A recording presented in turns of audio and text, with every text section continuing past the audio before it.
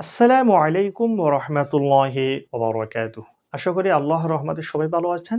আলহামদুলিল্লাহ আমিও ভালো আছি। আমরা যে পড়তেছি মোটা চিহ্নর পড়া।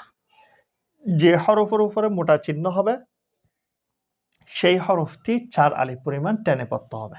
তাহলে শুরু করা যাক। বিসমিল্লাহির রহমানির রহিম। ফা জবর ফা, হামজা জের ই, ফা ই, জাল আলিফ জবর যা, ফাইজা, জিম আলিফ জবর জা,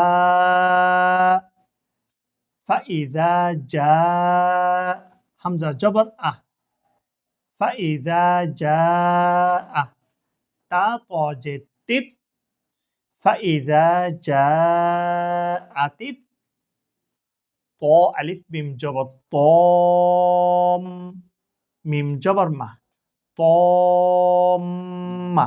এটি কিন্তু ওয়াজিব গুণ না।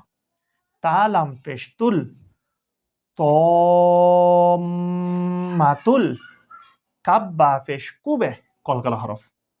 র কাটা জবর র, কুবে র, তম্মাতুল,